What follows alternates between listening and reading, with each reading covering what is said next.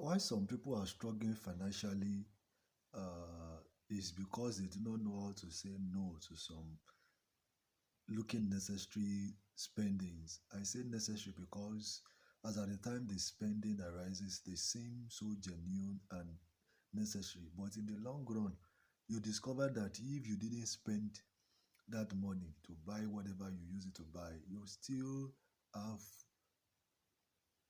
nothing to lose. In fact, you would have never regretted not spending the money.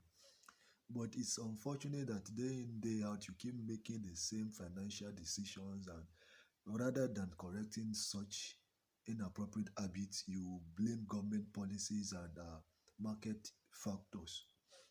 So today I'm going to be sharing you some uh, 5 tips you will need for financial stability this year. Number one, create a budget that you can stick to. One of the problems that we have is impulsive spending. Immediately, any money drops into our accounts like this, we start buying every flashes of wants that cuts across our mind. We begin to buy things that we want, and because uh, the wants of humans are actually insatiable, so we engage in this tireless buying of things and buying a lot of things. And after you might have finished spending all the money in your account, you discover that you are still unable to buy all that you want. And after you have gone broke, you realize that most of these things that you spend so much on are actually not needed. And even some are not even of immediate need. This year, I will want you to create a budget for yourself and stick to your budget. A budget will give you a financial autonomy to make better decisions. When you are working with a budget, you will have thought over and over again about the things that you need, the degree of urgencies of those things that you need. You will have mapped out the things that are for immediate needs. You have mapped out some things that are not needed for immediate needs. So you create a budget around what you need and what you don't need. You prioritize the things that you need, and the things that you don't need, they will be left for future things. And sticking to budget will make you have a kind of a control over the way you spend your money. And number two is curb this unnecessary desire to borrow. The unnecessary desire to borrow. In this climb, borrowing money has become a kind of what I can term as a curse. Some people are just so cursed that they cannot even do without borrowing money. No, it's not only money that people borrow, but since we are talking about financial stability, mentioning money, people they cannot just do without borrowing money. If possible, learn to say no to borrowing money. Learn to say no to borrowing money. Don't borrow money at all. If possible, don't borrow money. We live in a climate where we are made to believe that to achieve anything good in time, you need to obtain loan, loan from banks or credit facilities. We are often presented with the fact that in order to stay afloat in business, some business tycoons they have to borrow loans from one place, from one bank or the other. We are even told that even the country engages in borrowing loan and servicing loan. So to to to to, to justify this unending appetite to borrow. Now, the problem with borrowing loan is that it takes away your financial freedom, especially salary earners, because once you are paid salary, your creditors will take a chunk of your salary and sometimes even take all, and you are left with no other option than to go and borrow again. When you don't have any money to buy food to sort your needs, you cannot do without eating, you cannot do without some things, you definitely will need to borrow money again. And you continue in this circle till the interest on the loan become so unbearable. Now, how would you have financial freedom? How will you have financial stability if you continually spend all your income to service loans? You will discover that at every point you borrow a particular loan, the interest on it will accumulate in such a way that what you are paying eh, will continue to arise alongside. Once you and we have this kind of a mind of even servicing our loan, our credit in such a way that when you pay on time, you will be able to have access to a higher amount of loan later. So if you borrow 20,000 this month now, once you are able to pay that 20,000, maybe the interest on the 20,000 is 1,005. You pay on time, you pay the second month on time. By the third time, the bank will present you, or the creditors will present you with an opportunity to collect higher amount of money. And probably at the end of the third month, you can actually collect like 50,000, and you collect 50,000, and the interest on 50,000 is around 7,000 naira. You struggle to pay 57,000 the fourth month, the fifth month. And once you are servicing the loan, you will be presented with an opportunity to collect an higher amount of money. You won't know when you are collecting 1 million naira, and you continue in this circle over and over again. And when these loans are so overwhelming, you become so disturbed. You find it difficult to even bear it any longer.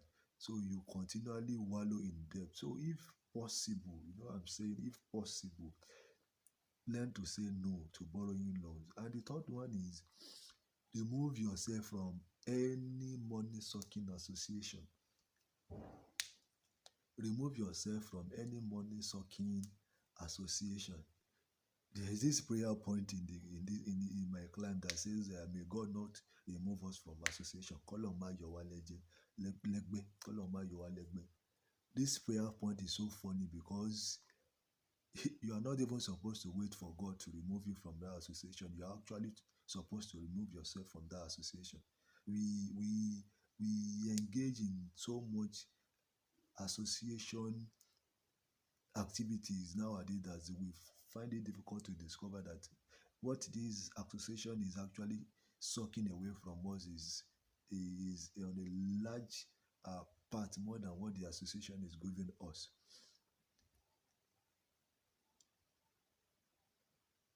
This association, in a way, they have their way of putting an unnecessary financial pressure, and later leave us in financial stress. They leave us sometimes in they leave you sometimes in financial mess. Let me paint a scenario for you. First Saturday in September last year, 2023, an association member was doing Owambe party, was doing a party, probably a wedding for a daughter or a son or a family member, and you are mandated to buy Owambe clothes which cost 75,000 naira. Your transport fare to and fro to the venue uh,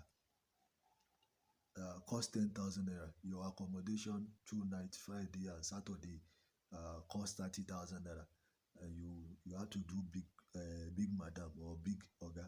You sprayed the celebrant with 10,000 naira, and your association is your culture to put some amount of money inside envelope as a gift for the celebrant. So you are forced to even put in the envelope 5,000 naira for the celebrant. Now, arithmetically, if you sum all this money up, you have 75,000 naira plus 10,000 naira plus 30,000 naira plus 10,000 naira and plus another 5,000 naira. Arithmetically, you will discover that you have spent 130,000 naira in one weekend over someone else's party. And when your salary for the month is a little above 100,000 or sometimes below 100,000 naira, so you spend over 130,000 on the average on someone else's party. Now the funny thing about this association is that they always have one party or the other to do. You have an association comprised of around 30 persons. Once one person has done one party, another person will want to do another party that is going to, in one way, be bigger than what the other person. It's going to be a competitive one. It's a it's going to be a competitive party. The person want to show that he actually, or he or she actually spent more than the other person, and you have to spend so much on parties week in, week out. Sometimes it gets to the level of you borrowing money just to fit into the association. Once it's mandated that you have to pay some amount of money, you have to buy some particular fabrics, and sometimes you don't even have money. You have to go ahead and borrow money, or you collect some of those things on credit. You cannot continue uh, in this habit and expect to have financial stability. In this year, you will do you a lot of it will do you a lot of good, a lot of financial good if you dissociate yourself from such associations. May God not remove us from association is not a prayer you are supposed to be praying. You are supposed to take the bull by the horn. You are supposed to exit from the association by yourself. You most time you are presented with the fact that if you do for someone, they will do for you too. But in the actual sense, when you put a calculation on how much you have spent on 20 parties, 100,000 on 20 parties, that's 2 million naira. 100,000 on 20 parties, 2 million naira in a year. And maybe in the course of the year, in the course of the year, towards the ending of the year, you are doing a party too, and they came for your party. The highest they will do is buy your clothes also, which the clothes or the fabric that you sold to them, the money is not actually coming to your purse. It's going to the purse of the person where you bought the fabric from. So if at all you are going to make any gain, it's going to be a little gain. The highest they will do is spray you money, like you spray 5,000 naira. Each of them sprays you 5,000 naira, which 20 of them is just 100,000 naira. And the envelope for 5,000, likewise, it's your culture, which is also 100,000 naira. So in the long run, you are getting less than 300,000 naira when you have actually spent over 2 million naira in doing for others. And they come to your party, they eat, they marry, they drink, and if you put calculations on some of these things, the amount that you have spent, and you remove the amount that came in from the amount that you have spent, you will discover that you are running at a loss. So instead of putting yourself inside unnecessary association that is just chunking your financial freedom, chunking your money away, you can dissociate yourself from these associations, and you are going to have a peace of mind. Now, the fourth thing is you need more than one source of income. You've had this over and over and over again. The situation of the country, or even of the world generally, is so bad that you cannot afford to be living on one source of income. If you continue to live on one source of income, in no time you will find yourself in the financial stress. One thing about human wants, like I said, is the more your income. Let's assume now you are getting a large amount of money as your monthly income. You are getting a high amount of money as your monthly income. One thing about your want is going to continually rise to meet up with your income at the end of the month. So at the end of the month, even if the money is coming as is expected to be coming, the wants and the needs, which are insatiable, they will rise up to the level where that they will find themselves every money coming in is already budgeted for something. So as the money comes in, it's already going out. It's coming in and it's going out. So at the end of the day, you find yourself just working in, working out, working in, working out. You will not be able to have savings. You will not be able to have anything tangible done. So you need to help yourself economically by leveling up, getting extra source of income.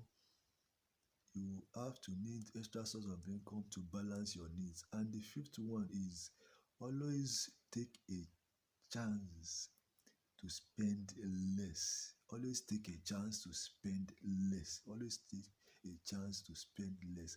Like I said, every want will always appear very important until they are met and you discover that you actually didn't need them. Every want, every want will always appear very important until when you eventually cater for them and you discover that they are actually not really important, that they are actually not really needed. If opportunity presents itself for you to spend less on your budget, please don't hesitate. Don't hesitate. After writing your budget and you get to the market and you get a particular thing less than the amount you budgeted, instead of buying more than what you have budgeted because the money can cater for two, buy what you have budgeted and keep the extra change. If you budgeted 5,000 naira for something and you go to the market and you discover that thing is sold for 3,000 naira, instead of adding 1,000 naira to buy two, you buy one and keep the 2,000 naira, because in the actual sense of it, you wrote what you needed in your budget, which was one. So there is no need of buying two, because if you buy two, you are going to finish that two within the span of when you are supposed to finish that one. So instead of adding money, which is spending more, you buy one and keep the remaining 2,000 naira. So like I said, if you have any opportunity to spend less, eh, don't hesitate to take it.